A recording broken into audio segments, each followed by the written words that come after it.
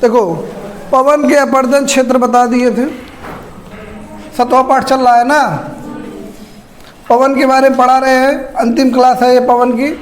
देखो पवन का अपर्दन का क्षेत्र बता दिए थे, बात नहीं, क्षेत्र बता दिए थे, दशाएं बता दिए थे, प्रक्रिया बता दिए थे। ठीक है, क्षेत्र इसका क्या होगा, मरुस्थली, थोड़ा सा बस देख लेते हैं।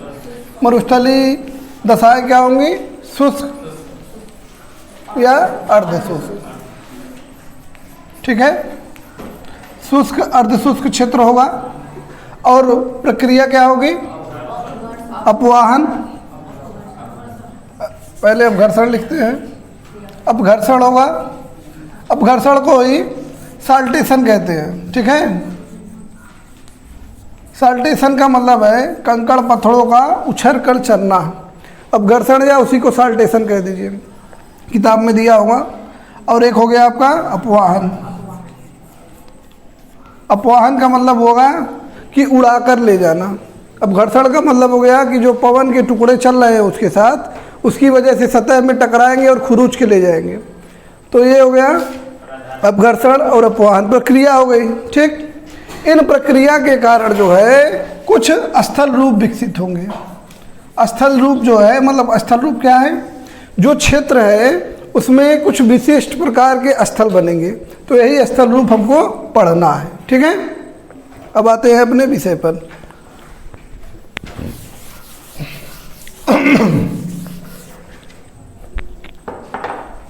स्थल रूप देखो कैसे बनेंगे, या तो अपर्दन से बनेंगे और या तो कैसे बनेंगे, निक्षेपण से। ठीक है, अब शुष्क और अर्धशुष्क क्षेत्रों में कक्षा 11 की जो बुक है उसमें अपर्दन वाले कार्य में पवन का अपर्दन और जल का अपर्दन, मतलब शुष्क क्षेत्रों में जल से भी अपर्दन होता है, शुष्क क्षेत्रों में वर्षा कम होती है। ठीक है, लेकिन जब वर्षा होगी तो मूसलाधार होगी। मूसलाधार का मतलब 1 घंटा ही बरसेगा लेकिन बहुत ज़्यादा बरसेगा, और जब बहुत ज़्यादा बरसेगा मूसला मतलब शुष्क अर्धशुष्क क्षेत्र है, वनस्पतियाँ यहाँ ज़्यादा होंगी कि कम होंगी, और वहाँ के जो कण होंगी मिट्टियों के वो आपस में बढ़िया बधे होंगे, हल्के बधे होंगे, बालू की तरह रहेगा लगभग क्षेत्र। तो पानी जब आता है तो इसको तेज़ी से अपरदित करता है। बहती है जब नदी वहाँ पे या किसी भी क्षेत्र में बारिश हुई तो इसको जल्दी से अपरदित कर देगा कि नहीं। अगर पेड़ पौधों वाला या वनस्पति वाला क्षेत्र होता है तो वनस्पतियों की वजह से अपर्दन कम होता है, लेकिन अगर वनस्पतियाँ नहीं हैं, शुष्क अर्धशुष्क क्षेत्र है, तेज़ी से वर्षा हो रही है, तो उससे क्या होगा, तीव्र अपर्दन होगा। तो इस अपर्दन की वजह से कुछ स्थल रूप बनते हैं, जो 2 ही पढ़ना है, बनते तो और हैं, आपके क्लास में 2 पढ़ना है। ठीक है, बताओ, और भी देंगे थोड़ा थोड़ा परिचय करके, लेकिन 2 विशेष रूप से है। कौन कौन है, एक पेडिमेंट है और क्या है दूसरा, पेडिमेंट है और प्लाया है। ठीक है, पेडिमेंट के साथ और भी कुछ दिया है, हाँ पेडिप्लेन है, पेडिप्लेन, पेडिमेंट, पेडिप्लेन अपर्दन और निक्षेपण दोनों का कार्य होगा, तो इसको अपर्दन में नहीं लिखते हैं केवल। ठीक है, ये क्या हो गया, पेडिमेंट हो गया, और एक हो गया प्लाया। प्लाया भी निक्षेपण का काम है, वो चलो तीनों पढ़ लेते हैं, पेडिप्लेन और प्लाया, 3 चीज़ हैं, इसी को पढ़ना है, इसको देख लेते हैं क्या है। फिर उसके बाद इसमें निक्षेपण से और अपर्दन से कुछ स्थलाकृतियाँ बनती हैं, जैसे छत्रक बनेगा, छत्रक शिला, ये अपर्दन की स्थलाकृतियाँ हैं केवल वायु अपर्दन से। निक्षेपण समझ गए, केवल वायु का अपर्दन, इसमें सिर्फ वायु का काम है, इसमें जल का काम नहीं हो रहा है, इसमें जल का भी काम है, वायु का भी काम है, इसमें केवल जल का क्षेत्र है। ठीक, तो छत्रक शिला बन जाएगी। ठीक है, दिख रहा है कि नहीं जी, दिख रहा है ना, छत्रक शिला बन गया। फिर क्या बन जाएगा, बालू का टिब्बा। बालू का टिब्बा कैसे बनेगा, वायु के निक्षेपण से,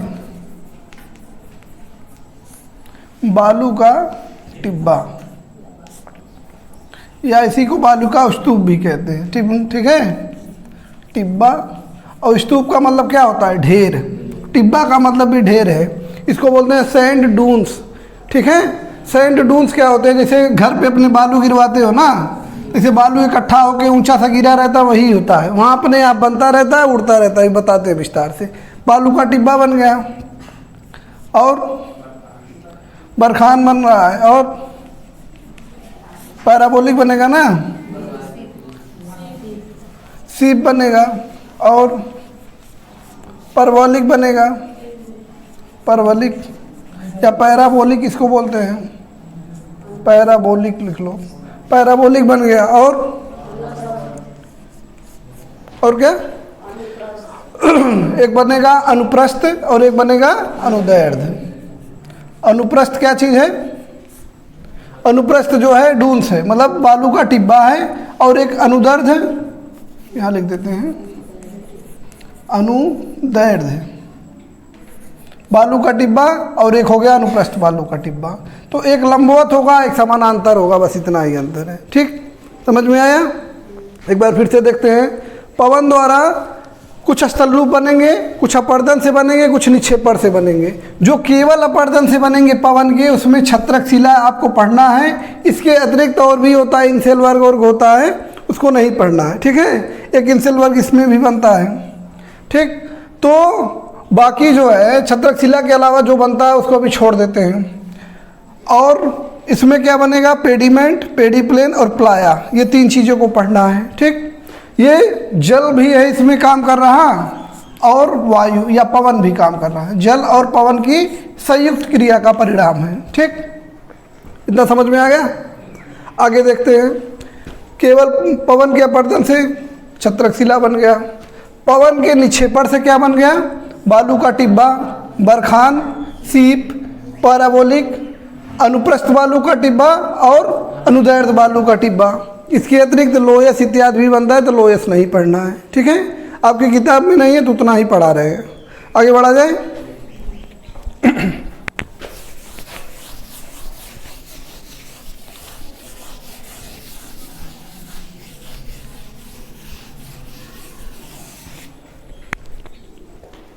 अब देखो, पहले क्या है? पेडिमेंट।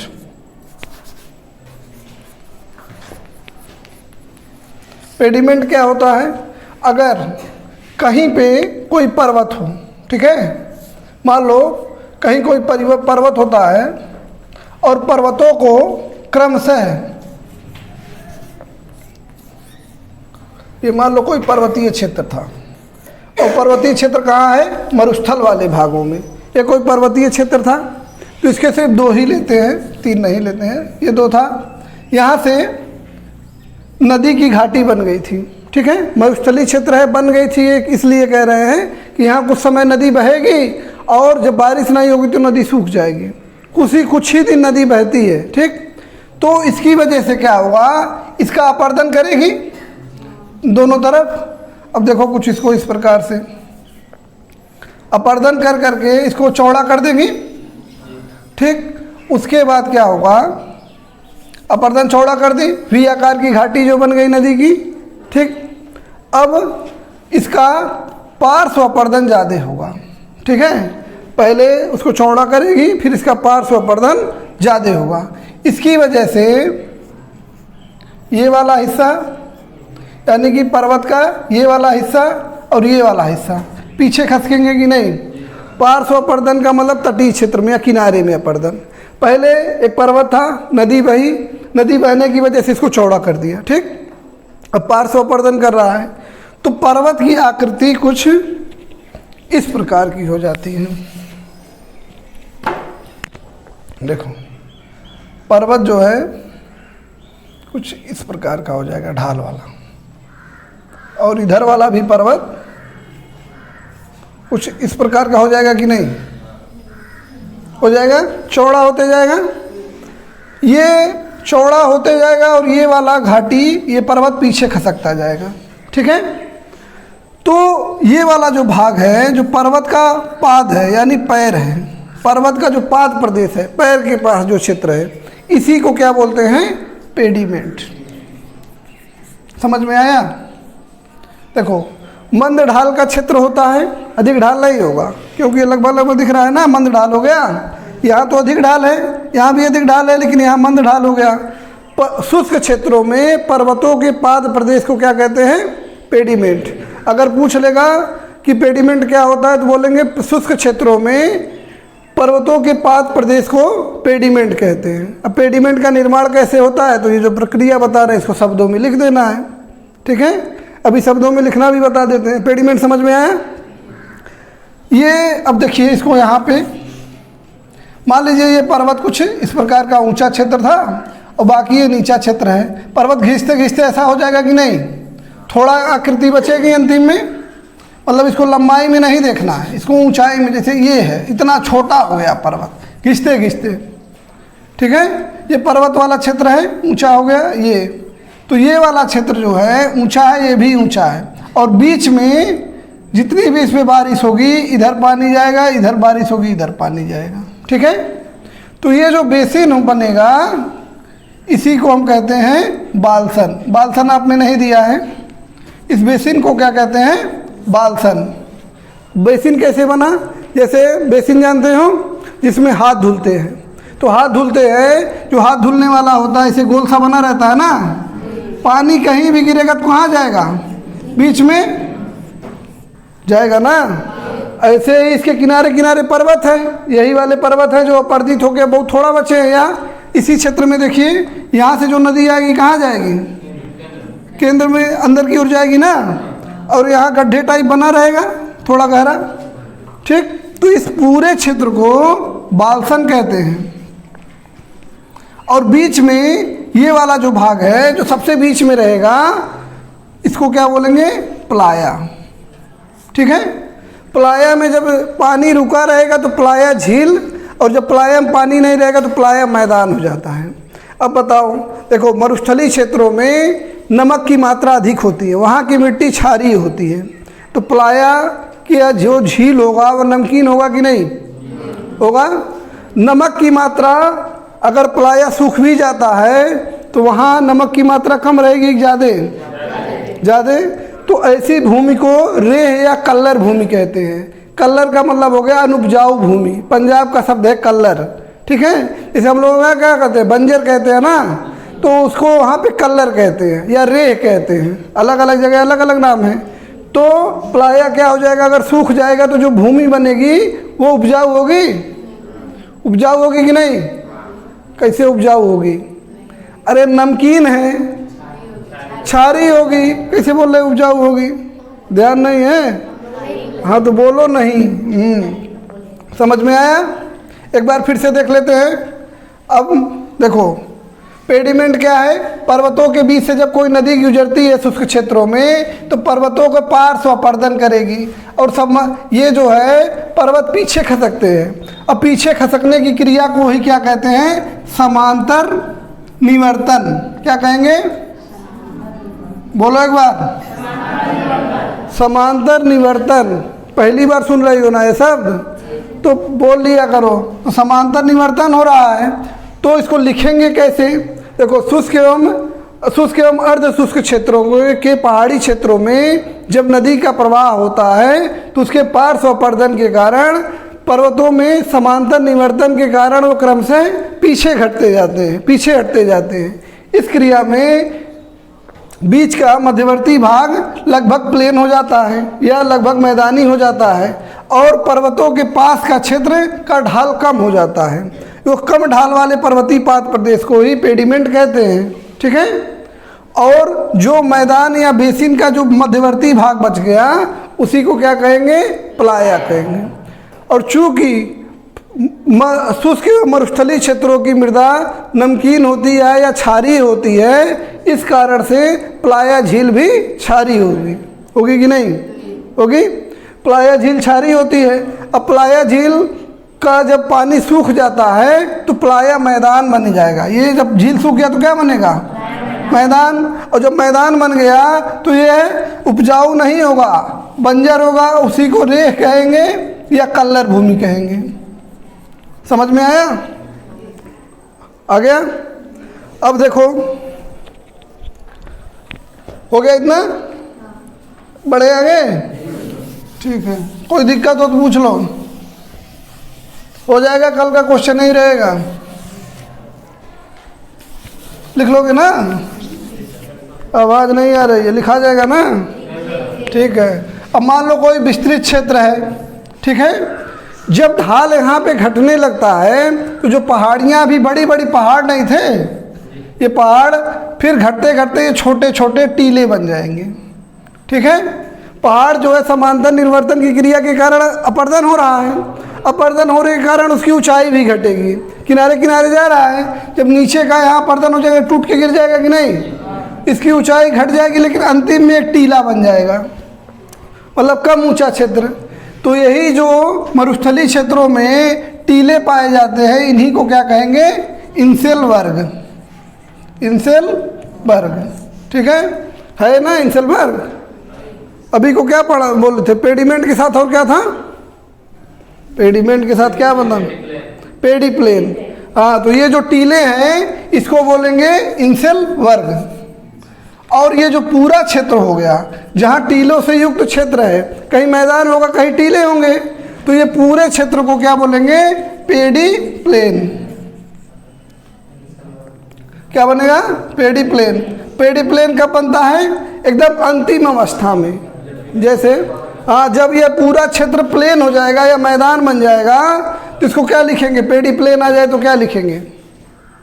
शुष्क एवं मरुस्थलीय क्षेत्रों में पर्वतों के अपर्दन के कारण, पर्वतों के क्रमशः अपर्दन एवं समांतर निवर्तन के कारण वह छोटे छोटे टीले के रूप में मिलते हैं और पूरा क्षेत्र क्रमशः अपर्दित एवं निक्षेपित होकर एक विस्तृत मैदान का रूप धारण कर लेता है। इस इंसेल वर्ग से युक्त बड़े मैदान को ही क्या कहते हैं? पेडी प्लेन। शब्दों में लिख देना, जो चीज़ हम समझा रहे हैं शब्दों में बना लोगे ना, ये कला आ गई तो जान लो फिर सफल हो, और नहीं आई तो फिर दिक्कत है, क्योंकि हर चीज़ को रटा नहीं जा सकता ना। ऐसे हम फिर बनाएंगे तो फिर दूसरा शब्द निकलेगा हमारे मुंह से। तो जो बढ़िया शब्द हो, जब बार बार सोच सोच लिखोगे तो जब खुद लगने लगेगा कि बहुत बढ़िया लिखा रहा है तो हो जाएगा, ठीक है। ये हो गया पेडी प्लेन तक। अब और क्या है? प्लाया हो गया। एक बार और बता दे पेडी प्लेन को। देखो, अगर कहीं मरुस्थलीय क्षेत्र है, यहाँ पर पर्वत है, ठीक है, यहाँ पर समांतर निवर्तन हो रहा है। समांतर निवर्तन क्या है? नदी के द्वारा इसको काटा जाएगा, किनारे किनारे को, किनारे किनारे काटा जाएगा तो ये किनारे पीछे खसकते रहेंगे, तो ये वाला टूट के हिस्सा गिर जाएगा कि नहीं, और अंतिम में छोटा सा भाग बचेगा, इसमें भी अंतिम में छोटा सा भाग बचेगा, इसमें भी अंतिम में छोटा सा भाग बचेगा। तो ये जो छोटे छोटे टीले बच जाएंगे, कठोर टीले, कठोर चट्टानों के, पर्वत कठोर होता है ना, तो कठोर टीले जो बच जाएंगे उनको इंसेल वर्ग कहते हैं। और यह विस्तृत मैदान जहाँ इस प्रकार के कठोर टीले पाए जाते हैं उसको क्या बोलेंगे? पेडी प्लेन। समझ में आया? और ढाल बहुत कम हो जाता है नदी का, फिर बहाव का क्षेत्र नहीं बचेगा। यह अपर्दन के और निक्षेपण के परिणाम स्वरूप बनता है, और वह अपर्दन चक्र के अंतिम प्रक्रिया में बनता है, ठीक है। समझ में आया? फिर बताना है? हाँ, चलो आगे बढ़ा जाए तब। और बताओ, और क्या है? अब पवन के द्वारा जो जो स्थलाकृतियाँ बन रही हैं, 5 मिनट में उसको भी देख के ख़त्म करते हैं। देखो, पवन के द्वारा, केवल पवन के द्वारा, इसके पहले जो था उसमें पवन और जल दोनों का था, उसमें जल का महत्वपूर्ण रोल था, ठीक है। अब पवन के द्वारा वाले में देखो केवल, तो एक अपर्दन से स्थलाकृति बन रही है, इसके क्या कहेंगे? छत्रक। छत्रक शिला। शिला मतलब क्या होता है? चट्टान या पत्थर। तो छाते के जैसा पत्थर, छत्रक का मतलब हो गया छाता, और छाते से जैसे दिखने वाला पत्थर। कैसे बनता है बताए थे? अगर मरुस्थलीय क्षेत्रों में कहीं जो है एक लंबवत ऊंची चट्टान आ जाती है तो पवन के द्वारा इसको अपर्दित किया जाता है। तो अपर्दन के क्रम में इसका निचला भाग अधिक अपर्दित होगा। कौन बताएगा क्यों? हाँ, क्योंकि बड़े बड़े कण नीचे होंगे। देखो, अपर्दन की प्रक्रिया में नीचे का भाग जल्दी अपर्दित होगा। क्यों? क्योंकि जो बड़े कण होते हैं उनको हवा अधिक ऊंचाई तक नहीं ले जा पाएगी, और वही बड़े कण ही ज़्यादा चट्टानों पर चोट पहुंचाएंगे और अपरदित होंगे। ऊपर का हिस्सा कम अपरदित होगा, ठीक है, ऊपर का हिस्सा कम अपरदित होगा। और इस प्रकार जो है स्थलाकृति एक छाते के जैसे हो जाएगी, छाते के जैसे बन जाएगा। और इसी छत्रक, इसी को क्या कहते हैं, छत्रक शिला, या इसी को कहीं कहीं देखोगे मशरूम राख। मशरूम खाते हो ना, मशरूम राख। राख का मतलब हो गया चट्टान, मशरूम का मतलब हो गया मशरूम। तो ये छाते के जैसा भी दिख रहा है, और कोई हो सकता है देखे बोले मशरूम के जैसा है, तो मशरूम राख भी बोलते हैं, ठीक है। आगे देखो, पेडेस्टल रॉक भी बोलते हैं। एक बार असिस्टेंट प्रोफेसर के एग्जाम में पूछा कि पेडेस्टल रॉक कहाँ बनता है। अब पेडेस्टल रॉक हिंदी मीडियम वाली किताब में कहीं पढ़े नहीं थे हम, और जहाँ भी पेडेस्टल रॉक लिखता था हिंदी में लिखा जाता था छत्रक शिला, तो पेडेस्टल रॉक भी इसको कहते हैं, ठीक है। तो अगर कहीं आ गया, हालांकि आएगा नहीं, जब भूगोल का बड़ा एग्जाम रहेगा तभी आएगा। और देखो क्या बनेगा, छत्रक हो गया, एक अपर्दन से ही छत्रक बनने के बाद अपर्दन गर्त, अपर्दन गर्त और अपर्दन गुहा। गुहा का मतलब हो गया गुफा, ठीक है। ये होता क्या है, मान लो ये कोई प्लेन क्षेत्र है, ठीक है।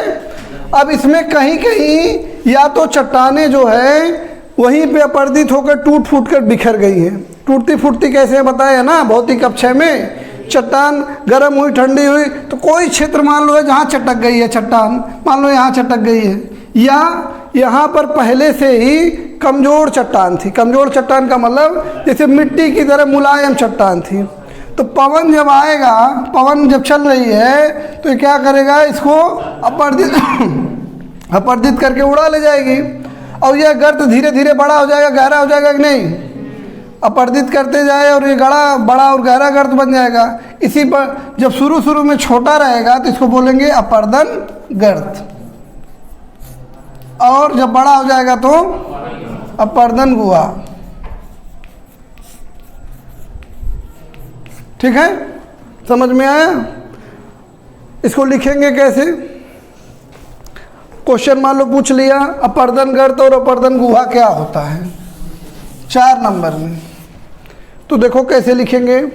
लिखो, देखो, जब शुष्क एवं मरुस्थलीय क्षेत्रों में विस्तृत चित्र भी बना देना, विस्तृत मैदानों में, शुष्क एवं मरुस्थलीय क्षेत्रों के विस्तृत मैदानों में कहीं पर मुलायम चट्टान आ जाती है, अथवा किसी क्षेत्र की चट्टान अपक्षय के कारण टूट फूट कर बिखर जाती है, ठीक है। कुछ क्षेत्रों में लिखना है बिखर जाती है, जिसे हवा अपने साथ अपवाहन के द्वारा उड़ा कर ले जाती है, जिससे छोटे छोटे गर्त बन जाते हैं। इन गर्त को क्या कहते हैं, अपवाहन गर्त। यही चित्र बना देना।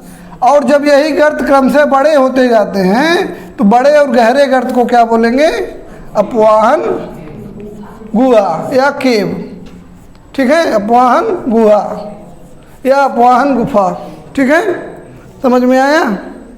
आगे देखो, अब निक्षेप द्वारा, अभी तो अपर्दन द्वारा स्थलाकृतियाँ बन गई, अब निक्षेप के द्वारा देखो क्या बनती है। निक्षेपण क्रिया, निक्षेपण मतलब क्या होता है जी,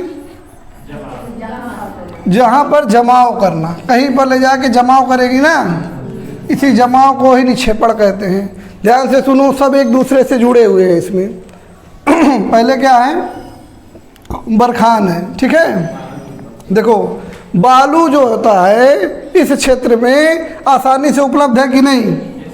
मान लो पवन की दिशा है, यहाँ पे बालू एकदम आसानी से उपलब्ध रहेगा। तो कहीं पर जो है बालू जाती है और वहाँ जम जाती है। जैसे हवा चल रही है, गर्मी के समय में देखते होगे तो क्या होता है, अपने वहाँ जून ऊन में हवा कहीं से उठाती है और कहीं ले जाकर गिरा देती है, होता है। तो यहाँ पर भी हवा जो है बालू को उठा कर ले गई और कहीं पर ले जाकर किसी कारण से जमा कर रही है। इससे एक अर्धचंद्राकार आकृति बनेगी, जिसको क्या बोलते हैं, बरखान, ठीक है। वायु की दिशा इसमें देखो इधर रहेगी, इधर मत बना देना, ठीक है, वायु की दिशा। और देखो इसमें क्या होगा, इसकी दोनों भुजाएं बराबर रहेंगी, बाहर निकली रहेंगी। ठीक, अगर किसी कारण से इसकी एक भुजा छोटी हो जाती है और एक भुजा बहुत लंबी हो जाती है, ठीक है, तो इसी को क्या कहेंगे, सीप कहेंगे। ठीक है। और मान लो किसी क्षेत्र में थोड़ी मोड़ी वनस्पतियां हैं, उस पे जो ढेर जम जाता है उसको क्या कहते हैं, पैराबोलिक। पैराबोलिक, पैराबोलिक क्या है, ये भी बरखान की तरह है, लेकिन इसमें देखिए पवन की दिशा किधर है, उल्टी है, इसके मुंह की तरफ है। समझ में आया। और क्या बना है, अनुप्रस्थ और अनुदैर्ध्य। अब देखो ये समझ में आया इतना। अब देखो कहीं पे जो टीले हैं, जो बालू के टीले हैं, बालू के टीले देखो स्थिर नहीं रहते हैं, ऐसे बालू का टीला जम गया है कहीं पे, ठीक है। अगर ये बालू का टीला हवा के दिशा की समानांतर है तो इसे क्या कहेंगे, अनुदैर्ध्य। ठीक है, अनुदैर्ध्य। तो अनुदैर्ध्य टीला क्या होता है, बस हवा के समानांतर जो टीला है, पैरेलल इसको इंग्लिश में बोलेंगे, तो जो समानांतर रहेगा वो अनुदैर्ध्य है। अब देखो इसमें हो क्या रहा है, कभी ऐसे क्षेत्रों जैसे हम लोग सड़क में जाते हैं, दोनों किनारे पेड़ लगा है कि नहीं, ऐसे रहता है हम लोगों को, वहाँ मैदानी क्षेत्रों में यही रहता है ना, कि सड़क में जा रहे हैं बीच में पेड़ लगा है, किनारे किनारे पेड़ लगा है, बीच में रास्ता, ऐसे भी एक प्रकार का रास्ता हो गया। और ये किनारे किनारे खूब बालू जमा रहता है, इसमें से ऊँटों के काफिले गुजरते हैं। ऊँट चल पाएंगे ना रेगिस्तान में, तो ऊँट के काफिले इसी में से गुजरेंगे। अगर मान लो कहीं पे जमाव हवा के लंबवत हो गया, ये भी टीले हैं लेकिन हवा के लंबवत हो गया, तो इसी को क्या कहेंगे, अनुप्रस्थ या परपेंडिकुलर। जब लंबवत जमा हो जाएगा तो इसको अनुप्रस्थ बोलेंगे। ठीक, और जब समानांतर जमा हो जाएगा तो अनुदैर्ध्य। ठीक, लिख लोगे, बरखान में बता दे रहे हैं। इतना समझ में आया, ये आ गया कि नहीं। इसको लिखेंगे कैसे, मान लो पूछ दिया अनुप्रस्थ तथा अनुदैर्ध्य बालू के टीले क्या होते हैं, तो इसमें लिखना है रेगिस्तानी क्षेत्रों में पवन के द्वारा निक्षेपण का कार्य भी किया जाता है, जिस कारण से यदि हवा के समानांतर बालू के टीले एक क्रम में बन जाते हैं तो उसे अनुदैर्ध्य टीला कहा जाता है। और यदि हवा के लंबवत बालू के टीलों का लंबा जमा हो जाता है तो उसे अनुप्रस्थ टीला का या अनुप्रस्थ टीला कहा जाएगा। ठीक, और जब बहुत ज़्यादा रहेगा हवा का, जैसे मतलब वहाँ बालू बहुत ज़्यादा है तो बरखान और खान सब आपस में मिल जाएंगे, पता ही नहीं चले कौन सी आकृति है। ठीक है, तो क्या कर रही थी बरखान, बरखान बताए ही हैं। देखो पवन मान लो चल रही है, ठीक है, पवन चल रही है, किसी कारण से वहाँ टीलों का जमा हुआ, देखो ध्यान से, टीलों का जमा होगा ना, जैसे हवा जहाँ रुक जाएगी वहाँ ले जाके जमा करेगी कहीं ना कहीं। जमा होने की वजह से अगर उसकी आकृति कुछ इस प्रकार से बन जाए,